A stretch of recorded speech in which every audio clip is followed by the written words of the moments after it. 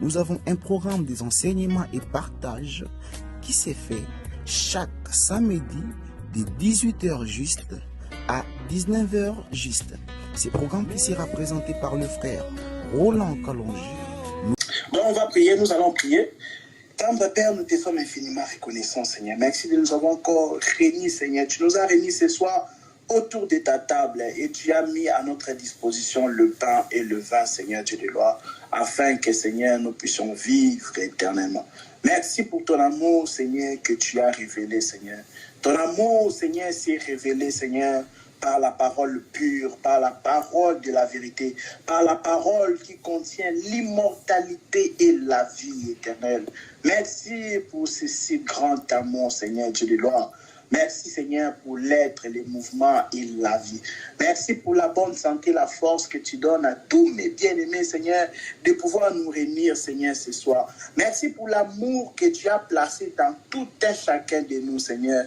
Oui, Seigneur, tu as répandu ton amour, Seigneur, dans nos cœurs par le Saint-Esprit, Seigneur Dieu de gloire. Merci pour l'amour de l'enseignement, Seigneur Dieu de gloire. Merci parce que quand tu nous réunis comme ça, tu nous as dit, ce n'est pas pour que nous devenions pires, Seigneur, mais c'est pour que nous devenions meilleurs, Seigneur Dieu de gloire. Merci et aide-nous à ne pas être des auditeurs oubliés, Seigneur Dieu de gloire. À ne pas oublier, Seigneur Dieu de gloire, tout ce qu'on apprend ici à la fin de la séance. Garde-nous, Seigneur, soutiens notre cœur. Inspire-nous, Seigneur Dieu de gloire. Parle-nous, instruis-nous, Seigneur, davantage, afin que nous soyons équipés, Seigneur Dieu de gloire. Reçois la gloire, l'honneur, la louange, au nom de Jésus-Christ. Amen. Amen. Voilà, que le Seigneur soit... Je pense que tous les micros sont éteints comme ça. Ça permettra que le son soit bien enregistré. Vraiment, je bénis le Seigneur. C'est vrai qu'il y a eu 2 samedis qu'on n'a pas eu. On n'a pas eu en tout cas ces enseignements. Ça nous a manqué. En tout cas, moi, le premier, ça m'a beaucoup manqué. Et vraiment que le Seigneur soit loué. Je bénis le Seigneur aussi pour la vie de tout un chacun de nous, pour la vie de mes frères et sœurs qui sont ici. Aussi sans oublier les prédicateurs aussi qui sont ici parmi nous, parce qu'on a aussi des prédicateurs qui se connectent ici, qui sont ici. Et on a notre prédicateur, le frère Macaire. Nous avons le prédicateur, le frère Tristan, celui de Londres. Nous avons aussi les prédicateurs, le frère Rodrigue. Nous avons aussi les prédicateurs, le frère Yannick Bossé, mais je pense qu'il n'est pas encore là. Voilà, vraiment que le Seigneur soit loué. Donc, comme vous savez, la dernière fois qu'on s'est vu, c'était le 3 juin. Non, pas avant le 3 juin. Donc, c'était le dernier samedi du mois de mai.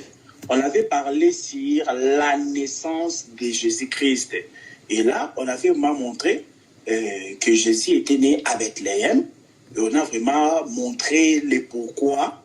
Et puis, on a vraiment détaillé pourquoi il devait naître à Bethléem et tout ça, tout ça. Donc, on ne peut pas faire un rappel parce qu'il faut du temps. Et comme il y a beaucoup de choses à aborder à chaque fois, donc on ne peut plus faire toujours des rappels. Donc, la vidéo est là, ou l'enregistrement est sur YouTube. Si vous voulez, et pour ceux qui n'ont pas encore écouté, c'est là où, si vous voulez encore écouter, parce que c'est très important. L'enseignement, des fois, il faut l'écouter aussi plusieurs fois. C'est très, très important. Vous avez remarqué qu'il y a des choses que tu te dis, ah, mais j'avais suivi ça, je n'avais pas entendu ça. Mais quand tu réécoutes, tu vois que c'est vraiment bien. Donc, on doit beaucoup s'attacher à la parole de Dieu. C'est très, très important. Et donc, aujourd'hui, nous sommes les 17. Voilà. La dernière réunion, non, le 3 juin, non, en fait, le 3 juin et le 10 juin, parce que la sœur, elle a écrit dans le commentaire, le 3 juin et le 10 juin, on n'avait pas eu d'enseignement. Donc, c'était avant les 3 juin. C'est là qu'on a abordé le thème sur la naissance de Jésus-Christ à Bethléem. Donc, aujourd'hui, nous sommes les 17 juin, pour les bien-aimés qui vont nous suivre dans l'enregistrement. Aujourd'hui, nous sommes les 17 juin 2023. Et puis, voilà, nous allons aborder le thème concernant de l'endroit où Jésus était né. De l'endroit où Jésus était né. De l'endroit où Jésus a grandi. Pourquoi Jésus a grandi dans cette ville-là? Et aussi pourquoi la Bible a parlé de Jésus à l'âge de 12 ans. Bon, déjà, je m'irai en tout cas un peu vous écouter. Ce n'est pas un enseignement, juste une idée. de me donner juste vos idées en 5 secondes. Hein, voilà. Où est-ce que Jésus avait grandi? Est-ce que vous avez une idée de l'endroit où Jésus avait grandi? Il y a un bien-aimé qui demande dans les commentaires, pouvez-vous nous envoyer les liens de l'enseignement? Quand il parle du lien, je ne sais pas, les liens de les derniers enseignements sur Bethléem, je pense. Bon, en tout cas, on va vous envoyer ça. On va vous envoyer ça dans les groupes tout à l'heure, dans les groupes Grandir Christ. Vous allez voir ça. Et sinon, est-ce qu'il y a un bien-aimé? C'est celui qui a la réponse, il peut ouvrir le micro et nous parler juste en 5 secondes. Où est-ce que Jésus a grandi? Il est né à Bethléem, oui, mais il a grandi où et pourquoi? Juste en 5 secondes, ce n'est pas un enseignement. Celui qui se sent inspiré, ben, il peut se lancer.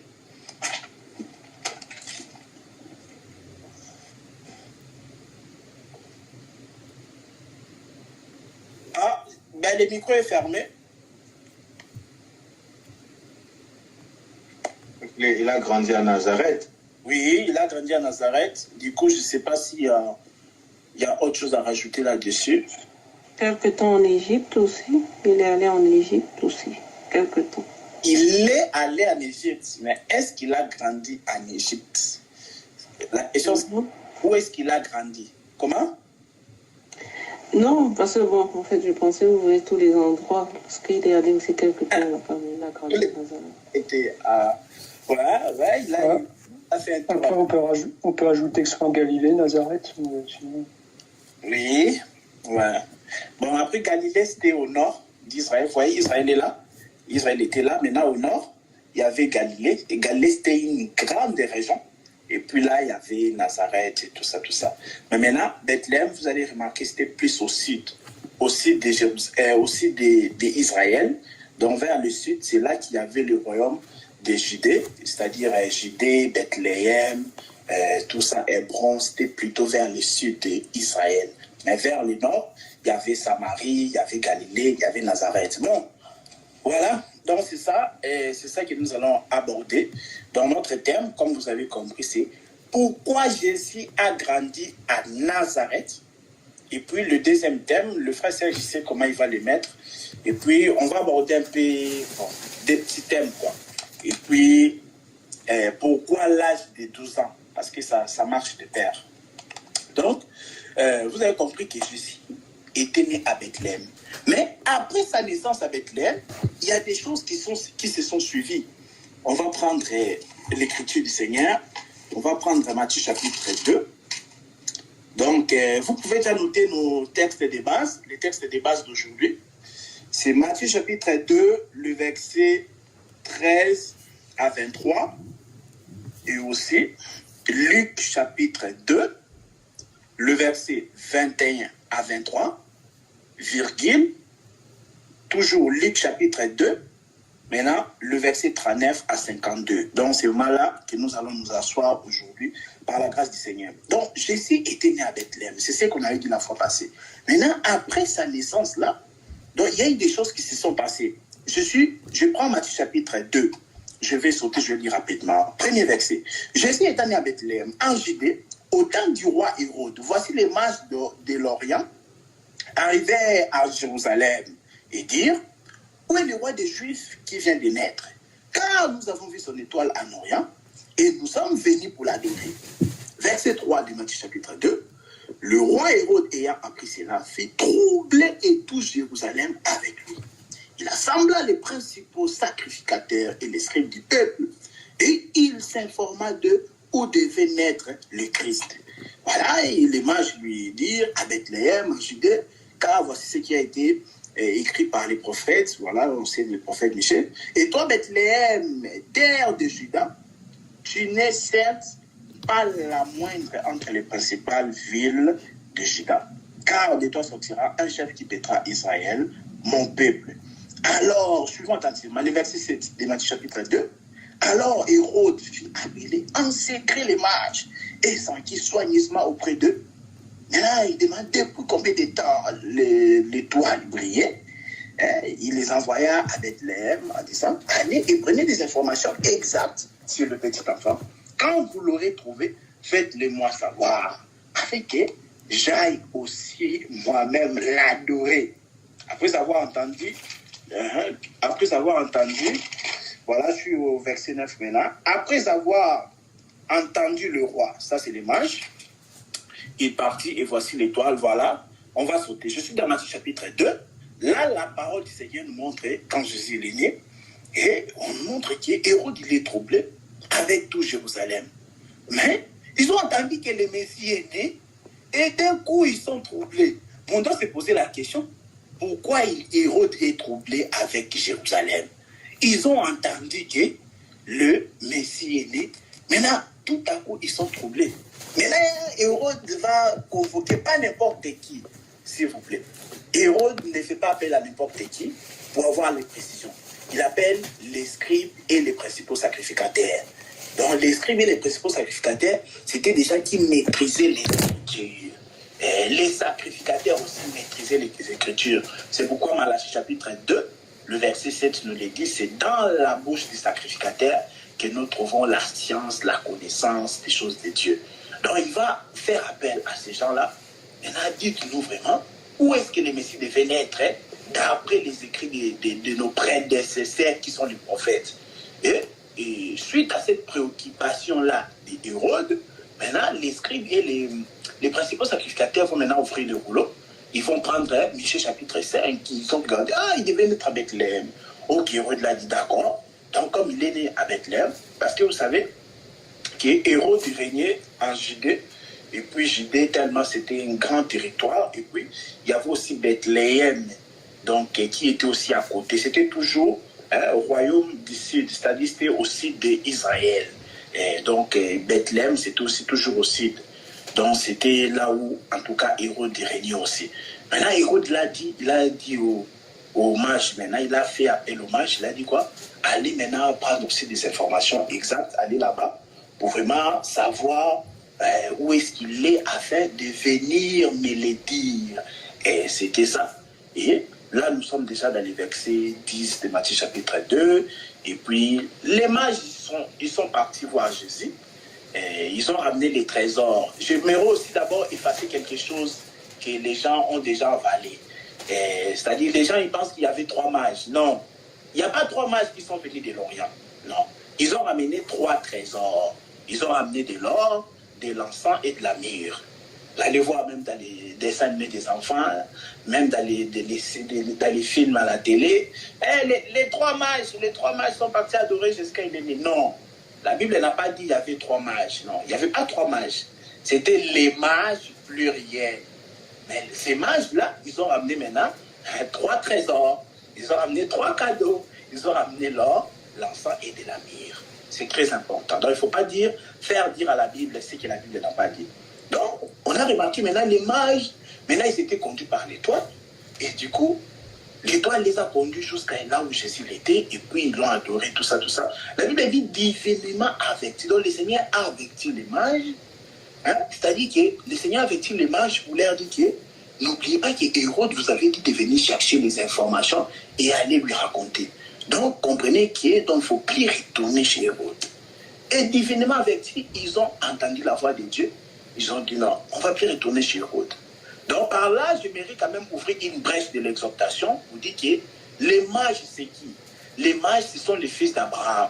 Lorsque nous lisons Genèse chapitre 25, on ne va pas les lire, mais Genèse chapitre 25, le verset 5 à 6, là, le Seigneur nous montre que quand Abraham il est devenu jeune, il a appelé son fils de la promesse, son fils légitime qui était Isaac, il lui a donné l'héritage. Mais aux autres fils de ses concubines, parce que, comme vous savez, Abraham n'avait pas que Sarah comme femme, Abraham avait eu aussi ses autres concubines, entre autres, Agar et Kétoua. À ces autres fils de ces concubines-là, Abraham leur a donné les dons. La Bible dit qu'il les a envoyés à l'Orient. Lisez Genèse chapitre 25, le verset 5 à 6. Abraham, après avoir donné les dons aux fils de ses concubines, il les a envoyés maintenant, la Bible dit, à l'Orient.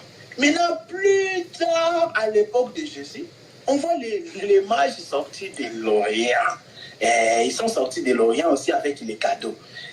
Donc voilà, c'était pour dire que le mage, c'est les fils d'Abraham. C'est-à-dire que le mage aujourd'hui, ce sont les enfants de Dieu qui étaient prédestinés à croire en Jésus, qui étaient prédestinés à suivre Jésus. Les mages c'est l'image des enfants de Dieu qui étaient prédestinés à adorer le véritable Dieu qui est le Seigneur Jésus-Christ. Mais avant que les mages puissent rencontrer le Seigneur de gloire, Jésus-Christ, pour pouvoir l'adorer, malheureusement, ils passent d'abord par les chemins d'Hérode. Ils passent d'abord par les chemins d'Hérode. Ils rencontrent aussi Hérode. Et puis Hérode leur fait croire que, comme si c'est quelqu'un de sérieux. C'est ça, Hérode. Hérode, il donne l'impression comme s'il est sérieux. La Bible dit, il est venu comme un homme aussi qui aime la précision. C'est ça, Hérode. Il a dit, écoutez ce qu'Hérode dit au mage. Hérode dit au mage que je vais quand même avoir aussi des informations exactes pour que moi aussi j'aille adorer. Non, ça c'est une fausse adoration. Hérode ne voulait pas aller adorer Jésus. Non. Lui voulait faire périr Jésus. C'est ce qu'Hérode voulait. Donc il y a adoration et adoration. Il y a adoration où tu adores véritablement. Il y a aussi l'adoration, quelqu'un dit que je vais aller adorer, mais c'est une adoration qui produit vraiment la mort. Tu vas voir quelqu'un vraiment, il prend son sac le dimanche, il part à l'église. Il appelle ça église, mais c'est une adoration qui produit la mort. Pourquoi quand il arrive là-bas, il commence à jeter les feuilles sur les sorciers, sur les démons, il fait brûler Satan. Donc vous voyez que c'est une adoration qui produit la mort. Mais maintenant, Hérode, il donne l'impression au mage comme si aussi il est sérieux. Et il dit aussi, allez prendre toutes les informations exactes. Moi, je fais les choses, je fais quand même les choses exactes. Je fais les choses précises. Donc, Hérode comprenait, c'est l'image aussi d'un ministre. Parce que dans la Bible, un roi est comparé aussi à un ministre. Je vous donne l'écriture des 2 Rois, chapitre 22, verset 17. Là, Michée était en train de prophétiser parce qu'Akab devait mourir. Parce qu'Akab, c'était le roi d'Israël. Michée dit quoi? Il prophétise concernant la mort d'Akab. Il dit quoi? Il dit que je suis dans 2 Rois, chapitre 22, verset 17. Le prophète Michée dit ceci, il dit que je voyais Israël se disperser sur la montagne comme des brebis qui n'ont pas de berger. Donc, Michée le prophète annonce que quand Akab va mourir, Israël qui sont les brebis, ils vont tellement se disperser comme les brebis qui n'ont point de berger. Donc, ça dit que Michée a appelé Akab qui était le roi, il lui a appelé un berger. C'est-à-dire qu'un roi, c'est un berger du peuple. Vous voyez, c'est logique, hein? Un roi, c'est vraiment un berger. C'est ça. Donc, un roi, c'est un pasteur. Un roi, c'est un ministre. Donc, c'est ça. Voilà pourquoi encore dans Proverbes chapitre 25, vous prenez les versets 1 à 2, on dit quoi? La gloire de Dieu, c'est de cacher les choses, mais la gloire des rois, c'est de sonder les choses que Dieu a cachées. Donc aujourd'hui, les rois aujourd'hui sont en train de sonder les choses que Dieu a cachées. Les rois qui sondent les choses que Dieu a cachées sont les ministres de la parole. Donc c'est Proverbes chapitre 25, le verset 1 à 2. Donc vous avez vu que dans la Bible, un roi est comparé à un berger. Un roi est comparé à un pasteur. Et un roi vous est comparé au ministre de la parole. Donc c'est lui qui garde le peuple. Donc Hérode, qui était le roi, représentait le ministre. Mais un ministre qui donne l'impression comme s'il aime aussi la précision des choses de Dieu. Mais en réalité, lui c'est la mort qui veut communiquer tout simplement. Il veut communiquer la mort, mais il fait aussi semblant. Il s'intéresse aussi aux Écritures. Il lit aussi les Écritures dans son église. Vous allez voir, les ministres Hérode, c'est-à-dire les dimanches, nous allons aussi honorer la parole de Dieu. Il demande aux gens de se lever pour lire la parole de Dieu. Ils vont aussi lire, mais vous voyez qu'il est en train de crucifier Jésus dans sa prédication. Donc ça, c'est le ministre Hérode. Et je vous dis que nous sommes les mages. Les mages, c'est-à-dire les fils d'Abraham, les enfants qui étaient prédestinés à adorer Jésus-Christ. Avant que nous puissions rencontrer véritablement Jésus-Christ, nous sommes tous passés par les chemins d'Hérode. Mais sachons le bien que quand tu traverses déjà les chemins d'Hérode, tu arrives maintenant là où se trouve Jésus, sachant qu'il ne faut plus retourner. Il ne faut plus retourner chez Hérode parce que Hérode, le chemin d'Hérode, c'est le chemin de la mort. Tu as abandonné un ministre ou une église qui prêchait la mort. Un ministre qui tuait les fils. Il ne faut plus retourner là-bas. Parce que Hérode voulait tuer Jésus les fils. Donc Hérode il avait le même esprit que Pharaon. Quand vous lisez Exode chapitre 1, verset 16 à 22, Pharaon il a donné l'ordre d'exterminer tous les petits enfants, les mâles seulement, les enfants nés, les nouveaux-nés, mâles, les garçons, pas les filles. Pharaon ni Hérode, il ne s'intéresse pas aux filles. Et il veut seulement tuer les enfants mâles, les nouveaux-nés. La parole de Dieu que nous avons, c'est vraiment le Fils.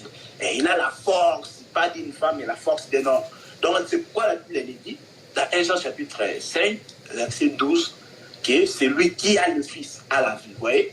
La Bible ne dit pas c'est lui qui a la fille. Non. La Bible dit, dans 1 Jean chapitre 5, verset 12, que c'est lui qui a le Fils à la vie, mais celui qui n'a pas le Fils n'a pas la vie. La colère de Dieu demeure sur lui. Donc, comprenez que la colère de Dieu demeure sur les musulmans. La colère de Dieu demeure sur les branhamistes. La colère de Dieu demeure sur les jéhovistes et les saints des derniers jours, des mormons, tout ça. Pourquoi ils n'ont pas le Fils véritable? Il n'y a qu'un seul Fils. Il n'y a qu'un seul Fils. Il n'y a qu'un seul enseignement. Soit tu l'as, soit tu n'as pas. Et il n'y a pas plusieurs enseignements. Il n'y a qu'un seul enseignement. Soit tu as ce Fils-là, soit tu ne l'as pas. C'est pourquoi la Bible dit que c'est lui qui a le Fils, pas la fille. C'est lui qui a le Fils à la vie. Donc vous voyez que Hérode, le roi qui veut tuer le Fils, donc ça dit c'est un ministre qui veut tuer la parole, qui détruit la parole dans le cœur des bien-aimés. Donc lui veut s'aimer sa philosophie. Il veut qu'on puisse les vénérer. Il veut qu'on puisse les lever à la place de Jésus. Moi je connais une église ici, David de Lille. Vous voyez que donc c'est malheureux. Donc les pasteurs, il appelle ses collègues venir prêcher. Il leur dit ce qu'ils doivent prêcher. Il dit comme là, tu dois prêcher sur la loyauté, les fidèles, ils doivent être loyaux envers moi. Ils ont prêché. Ça m'a fait pitié. Les gens sont venus comme ça, les thèmes vraiment, comment respecter un homme de Dieu. Et ça, c'est pas dans la révélation, non. Vraiment comme ça. Est-ce que ces choses-là, vraiment, est-ce qu'on a vraiment besoin de dire qu'il faut respecter un homme de Dieu? Ça, tu le sais depuis que tu es enfant. Que toute personne, même si c'est un abbé, même si c'est un prêtre catholique, tu dois les respecter parce que c'est un humain. On doit respecter tout le monde. Mais je ne peux pas venir à l'église, vous mettez les thèmes là, que je respecte l'homme de Dieu, comme si je ne le savais pas, vraiment. Donc là, des prédicateurs comme ça, ils sont en train de vous montrer que vous êtes mal éduqués. C'est ça. Ça dit que vous êtes mal éduqués, vous n'avez pas reçu l'éducation chez vous. Donc cela n'est pas normal. Donc tout ça pour dire que ce sont des ministres Hérode. Les ministres Hérode, ils veulent tuer les fils en vous. Et puis maintenant pour faire asseoir leur doctrine dans vos cœurs. Donc des tels ministres, quand tu passes par leur chemin, il ne faut plus retourner en arrière. Si tu retournes seulement, tu deviendras comme la femme de Lot. Tu deviendras comme la femme de Lot. C'est un petit bloc de sel. Parce que tu es retourné voir Hérode. Non. Hérode, quand tu passes son chemin, il ne faut plus retourner. Donc les mages aussi comme étant le fils d'Abraham, qui sont aussi des chrétiens, une fois, s'ils ont passé chez Hérode, ils ne retournent plus. S'ils ont rencontré le Seigneur, ils ne retournent plus chez Hérode. Donc voilà, cette petite brèche d'exhortation. Maintenant, on continue que la Bible dit, maintenant, Hérode était tellement fâché, la Bible dit dans verset 16 de Matthieu chapitre 2, alors Hérode voyant qu'il avait été joué par les mages, il a dit, ces mages ici se sont joués de moi. Hein? Ah oui, je vous avais dit de revenir me donner des informations exactes, mais ils ne sont pas revenus. La Bible dit, il s'est mis dans une grande colère et il a ordonné de tuer les enfants de 2 ans et au-dessus. Tout ça pourquoi? Pour atteindre Jésus. Il a calculé, la Bible le dit même, il a donné l'ordre de tuer les enfants de 2 ans et plus. Pourquoi? Pour que Jésus aussi puisse mourir, parce qu'il a calculé.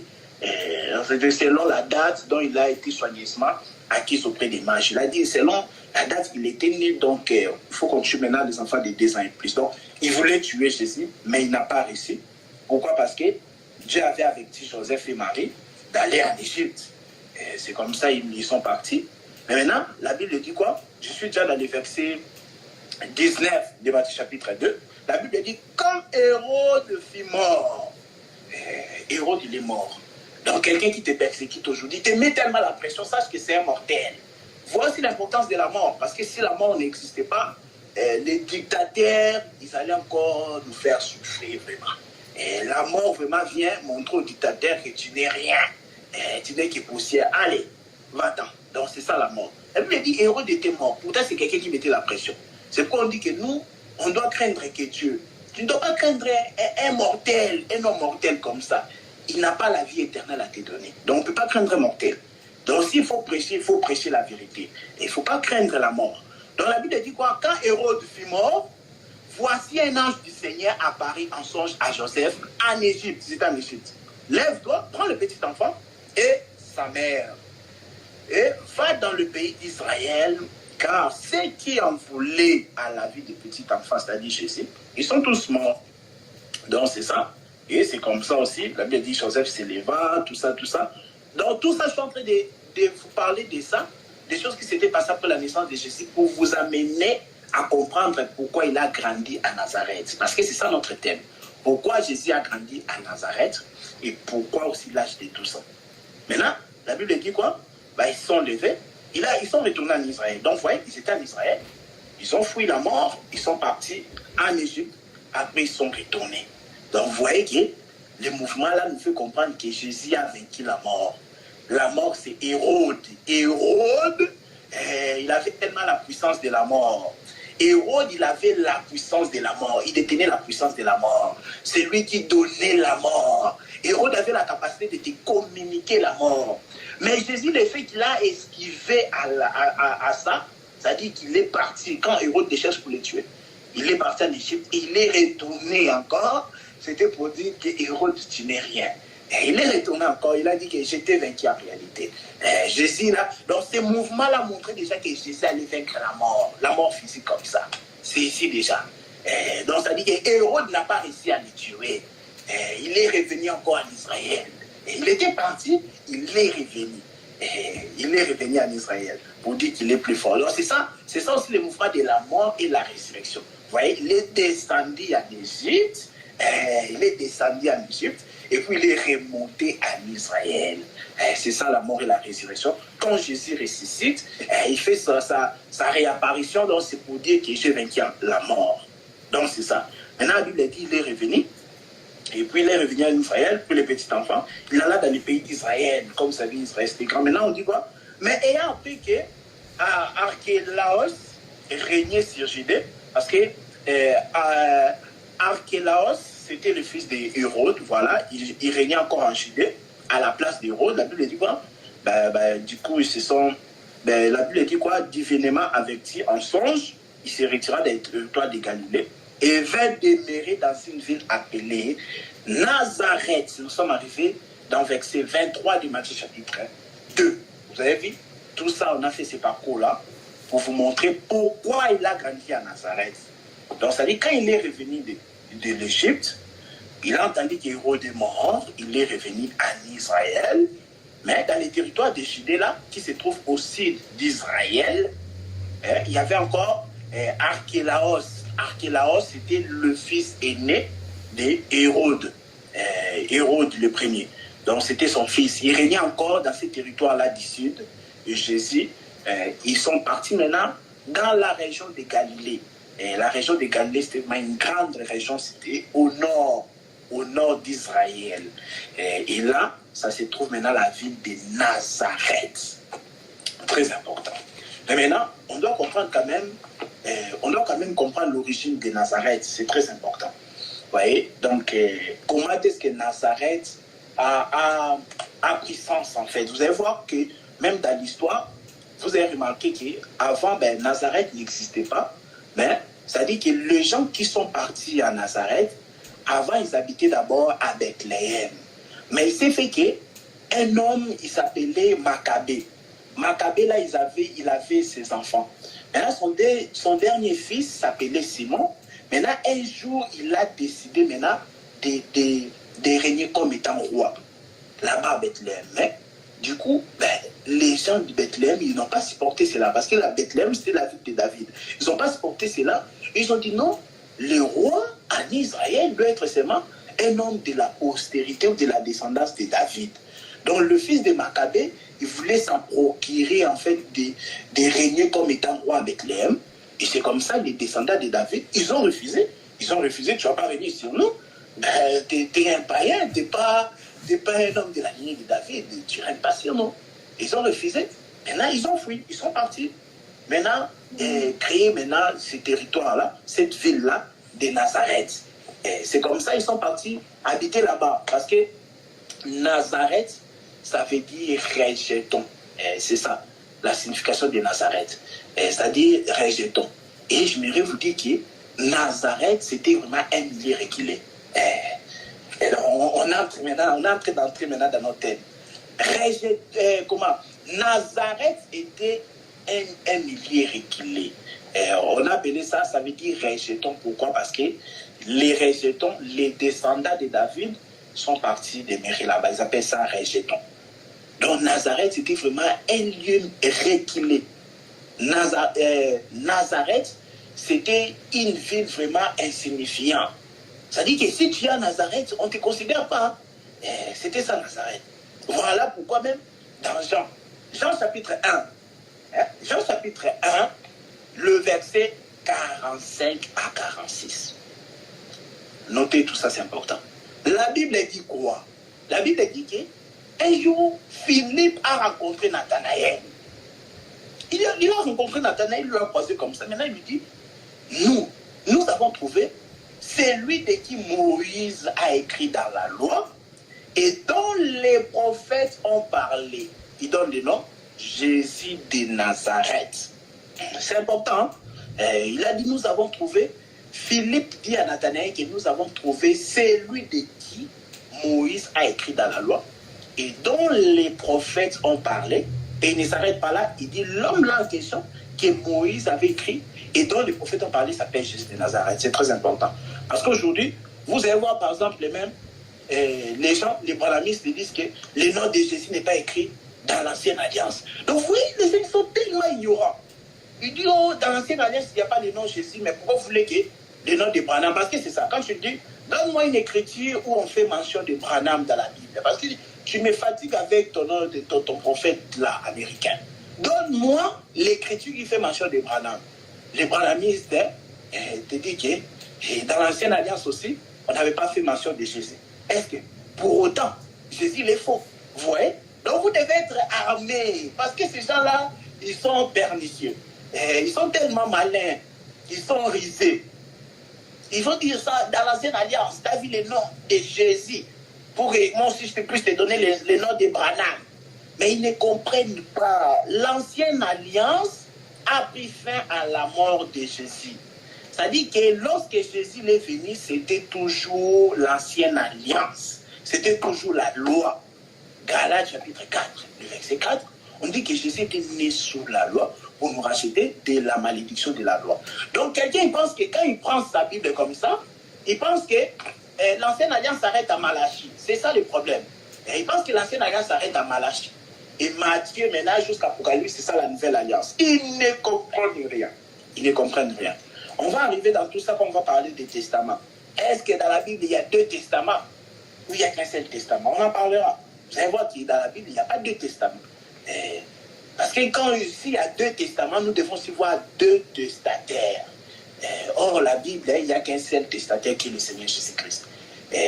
Bon, on en parlera en tout cas. On en parlera. Mais juste pour vous faire voir que dans l'ancienne alliance ne s'est pas arrêté à Malachie. Non. Ça, c'est l'ignorance pure et dure. Donc, c'est pas ça. Donc, l'ancienne alliance, ça s'est arrêté quand Jésus, voilà, Jésus a versé son sang à la croix. Donc, pour vous dire que la loi avait parlé d'un homme qu'on appelait Jésus de Nazareth. Les prophètes aussi avaient parlé d'un homme qu'on appelait Jésus de Nazareth.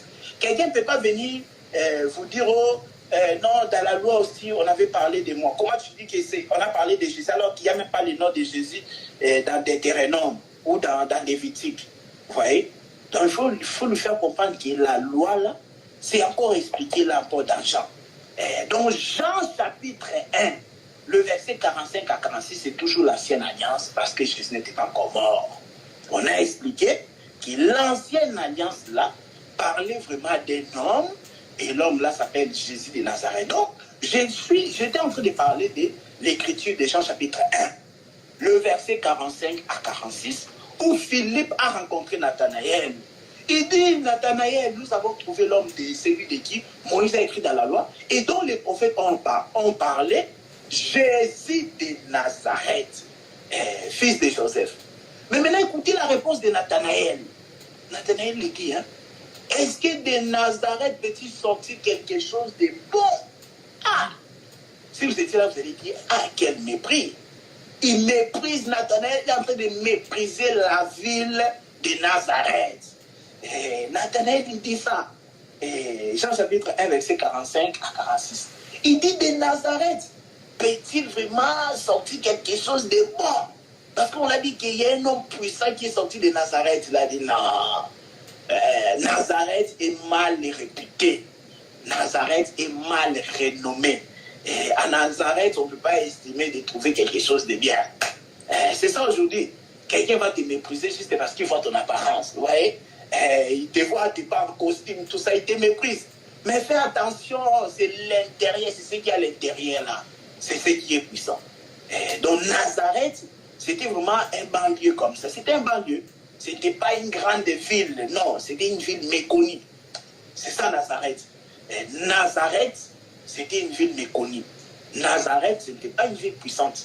Nazareth, c'était mal réputé. C'est-à-dire, c'est comme un lieu de pauvres, quoi. C'est ça, Nazareth. Nathanaël dit, peut-il sortir quelque chose de bon à Nazareth? Donc, vous voyez que Nazareth, vraiment, Jésus est parti grandir à Nazareth. Ce n'était pas en vain. Parce que le ministère que Jésus était venu, ce n'était pas un ministère glorieux dans le sens des rois, de régner comme Salomon, même plus que Salomon, non. Quand Jésus est venu lors de sa première venue, c'était un ministère de la simplicité. Jésus, on l'appelle aussi rejeton. Je vous ai dit que Nazareth veut dire rejeton. Or, Jésus aussi, la Bible l'a appelé rejeton. On va prendre l'écriture ici. Nous sommes dans Ésaïe. On va prendre ça. Ésaïe chapitre 53. Normalement, vous connaissez cette écriture, mais vous allez encore les découvrir encore aujourd'hui. Je suis dans Ésaïe chapitre 53, à partir du premier verset. Qui a cru à ce que nous avons annoncé? Qui a récolté le pas de l'Éternel?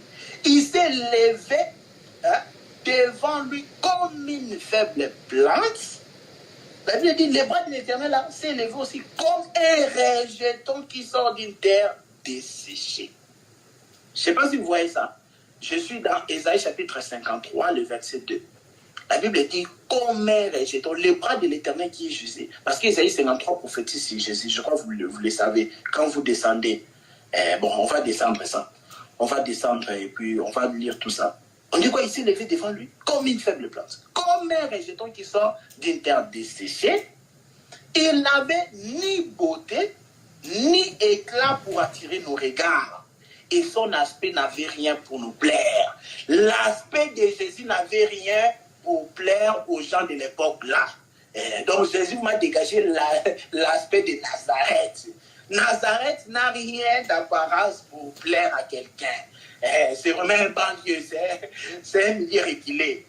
La Bible dit méprisé, abandonné des hommes, homme de douleur et habitué à la souffrance, semblable à celui dont on détourne le visage. Nous l'avons dédaigné, cependant il a porté nos souffrances, il s'est blessé pour nos péchés. Voilà, vous avez compris, Isaïe 53 parle de Jésus. Mais ce qui nous intéresse ici, c'est le verset 2 d'Isaïe chapitre 53. La Bible dit comme un rejeton. Jésus s'est élevé comme un rejeton qui sort d'une terre desséchée. On va encore compléter ça avec Isaïe chapitre 11. Donc vous avez vu que Jésus était aussi un rejeton. Parce que je vous ai dit Nazareth veut dire rejeton. Or, Jésus aussi, la Bible l'a dit, il était comme un rejeton. Donc voilà, ce n'était pas en vain qu'il est parti grandir à Nazareth. Voilà, c'était vraiment pour pour donner vraiment le sens à son ministère. Très important. Ésaïe chapitre 50. Ésaïe maintenant, on a dit Ésaïe chapitre 53, maintenant on lit Ésaïe chapitre 11. Jésus dans Ésaïe chapitre 11 écrivait le verset 1 jusqu'au verset 11. Mais cependant, nous allons seulement lire le verset 1 et le verset 10 d'Ésaïe chapitre 11. J'ai lu au nom de Jésus.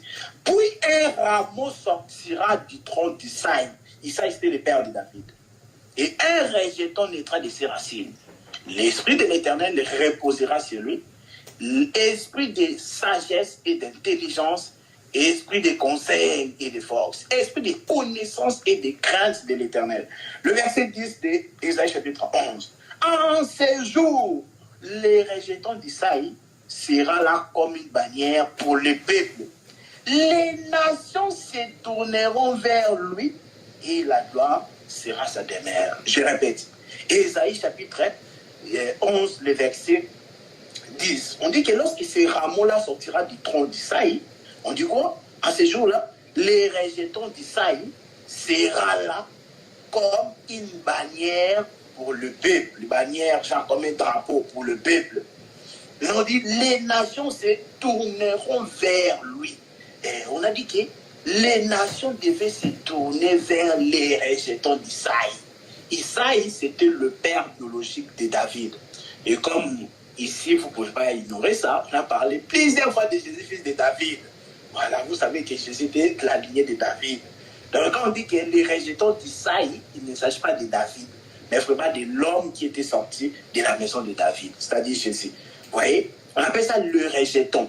Donc un rameau sortira du tronc, comme vous savez, une plante ou un arbre a trois parties, c'est-à-dire, on va dire ça comme ça. Un arbre a trois parties, on a les racines, on a les troncs, et on a aussi les branches, sans compter les fruits, vous savez.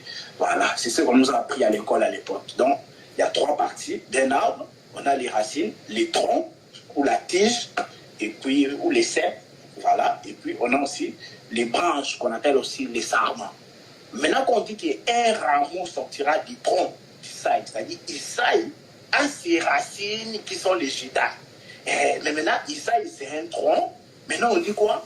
Un rameau sortira de ces troncs-là. Rameau, ça veut dire une petite branche qui sort, et comme on appelle ça les petites étapes, les branches, qui sort maintenant de quoi? Du tronc qui est Isaïe, le père de David. Donc, on disait que ces rameaux-là sortira du tronc d'Isaïe. Et je vous ai dit que le rameau-là qui est une branche de l'arbre qu'on appelle Isaïe, le père biologique de David, c'était Jésus. Parce qu'au verset 10 d'Ésaïe chapitre 11, on dit quoi? On dit quoi? Que les nations se tourneront vers lui. Et les nations doivent se tourner vers les rejetons d'Isaïe. Les rejetons d'Isaïe. Jésus de Nazareth. C'est quoi on l'appelait? Jésus de Nazareth. Jésus de Nazareth, ce n'était pas en vain. Donc vous avez vu déjà qu'on parlait, on identifiait Jésus comme étant un rejeton.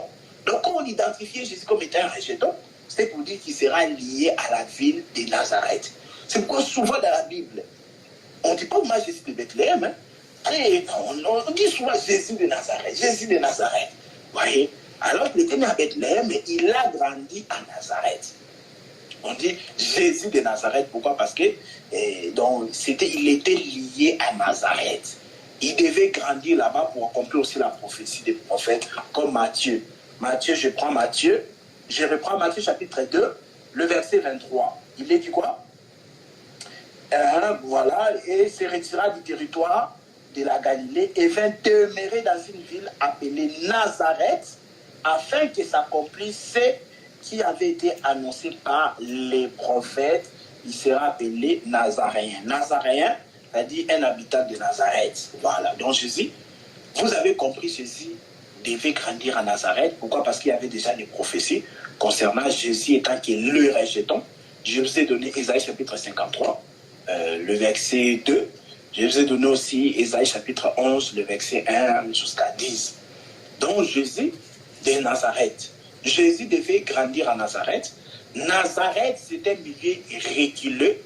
Nazareth nous parle de la simplicité. Nous parle de la simplicité. Voilà pourquoi les jours de son baptême, quand vous lisez Matthieu chapitre 3, le verset 17, on dit quoi? Voilà, la Bible dit quoi? Le verset 16, je prends le verset 16. Dès que Jésus était baptisé, il sortit de l'eau. Voici les cieux s'ouvrir et vit l'Esprit de Dieu descendre comme une colombe venant sur lui. Les gens pensent que le jour du baptême, il y avait forcément la colombe qui descendait sur Jésus. Non, ça c'est dans les films. C'était une vision que Jean-Baptiste et le prophète, celle l'avait vue. C'est Jean-Baptiste qui avait vu cela. Jean-Baptiste, c'était un prophète. Et donc, dans les jours-là, dans les Jourdains, après le baptême de Jésus, il n'y avait pas une colombe qui est descendue. Et tous les gens là, tous les pharisiens là, les publicains, les pécheurs là, ils voient la colombe descendre. Non. Donc Jean-Baptiste, c'était un prophète. Et quand il dit il voyait l'Esprit de Dieu descendre sur Jésus sous forme d'une colombe, attention. Donc c'est là caché quelque chose. Je vous ai toujours dit, il faut faire attention quand un prophète est en train de parler. Donc, on dit quoi? L'Esprit est descendu sur lui comme une colombe. Retenez une chose. Retenez une chose. Donc, quand le jour de baptême, quand la colombe est descendue sur Jésus, c'était pour annoncer que Jésus aura un ministère de l'humilité. Et son ministère-là ne sera pas glorieux. Genre, il va régner comme un roi. Non. La colombe qui descend sur Jésus, c'était ça l'humilité. Pourquoi la colombe nous parle de l'humilité, de la simplicité? Je vous donne l'écriture. Matthieu chapitre 10, le verset 16. Matthieu chapitre 10, verset 16, la Bible dit quoi? Soyez prudents comme les serpents. Nous devons être prudents. La Bible dit soyez prudents comme les serpents et aussi simples comme la colombe. Et la colombe nous parle de la simplicité. Quand vous voyez les jours du baptême, la colombe descend sur Jésus et la vision, c'était une vision que Jean-Baptiste avait vue. Donc c'était pour dire que Jésus, lors de sa première venue, il aura un ministère de la simplicité. Son ministère ne sera pas brouillé comme Salomon, non. Ce sera un homme, on va tellement le mépriser. La colombe nous parle de l'humilité, de la simplicité. C'est aussi important aujourd'hui, nous les enfants de Dieu, que nous puissions aussi avoir la simplicité là. Mais vous allez voir, des gens s'enorgueillir de la connaissance qui ne sont même pas nés avec ça. Les Seigneurs leur a donné la connaissance, mais aujourd'hui sont tombés dans un orgueil charnel. Ils commencent à se comparer aujourd'hui. Maintenant, c'est ça. Ils commencent à se comparer. Non, moi je dépasse tel frère. Moi, dans cette église ici, moi j'ai une meilleure connaissance. Ça, c'est diabolique et charnel. Écoute, tu ne peux pas te comparer avec tes frères. Oh, toi tu dépasses tel. Non, ça c'est la chair qui parle. Quand Dieu fait la grâce à un frère dans une assemblée, quand Dieu lui fait une grâce de la connaissance, c'est pour l'édification des saints. C'est pas pour que je puisse t'enorgueillir. Moi ici, qui peut se débattre avec moi. Moi, je suis au-dessus de tous, non. Donc ça, on voit vraiment, c'est vraiment la chair. Et comme vous savez que celui qui tombe dans ces choses-là, il est vraiment tombé dans un piège terrible. Tu vas voir que, parce que quelqu'un qui est dans l'orgueil, lui, il ne peut plus apprendre. Lui, il pense qu'il connaît beaucoup, mais il ne connaît pas beaucoup. Je vais lui dire seulement, cite-moi 200 versets, 200 versets. Quelqu'un qui se dit qu'il connaît les choses, il dit que moi j'ai la connaissance. Dis-lui, fais-moi sortir 200 versets, seulement maintenant. Sans beaucoup réfléchir. Tu me donnes 200 versets seulement. 200. Vous allez voir que la personne va s'arrêter. Ces jours-là, vous allez l'enseigner, vous allez lui faire comprendre qu'il y a réalité, tu n'es rien. Tu es orgueilleux pour rien. Apôtre Paul, il dit que pourquoi être orgueilleux? Il dit que ce que j'ai, je l'ai reçu de Dieu. Parce que les gens commençaient à comparer Paul et Apollos. Il y a des gens qui disaient ça, moi je suis d'Apollos. D'autres aussi disaient, moi je suis de Paul. Mais Paul, il dit, mais Christ est-il divisé? Qu'est-ce qui se passe avec vous les Corinthiens? Vous voyez? Il dit, qui est Paul, qui est Apollos? Est-ce que c'est au nom de Paul que vous avez été baptisé? Donc c'est très dangereux. Donc ce sont des fidèles fanatiques. Donc ils commencent à être fanatiques des hommes de Dieu. Donc là, vous voyez vraiment qu'ils ne sont pas bien enseignés, soit ils sont des bébés spirituels. Parce que quelqu'un qui a bien mangé, il ne peut pas être fidèle, il ne peut pas être fanatique d'un homme. Ça dit que tu sais que même si les ministres là t'avaient prêché, tu reconnais que c'est parce que Dieu l'avait voulu. C'est Dieu qui lui avait fait grâce d'avoir cette connaissance-là et d'enseigner. Donc aujourd'hui, parmi nous, l'orgueil ne peut pas exister. Quelqu'un qui tombe dans l'orgueil, il ne pourra plus apprendre. Parce que même quand on va enseigner, lui il sait déjà tout. Il dit même, pourquoi même aller à l'église? Il dit, je connais, moi je prêche là-bas plus que tout le monde. Moi je connais plus que tout le monde. Donc vous voyez, quelqu'un il est tombé dans la bassesse. Jésus il était humble.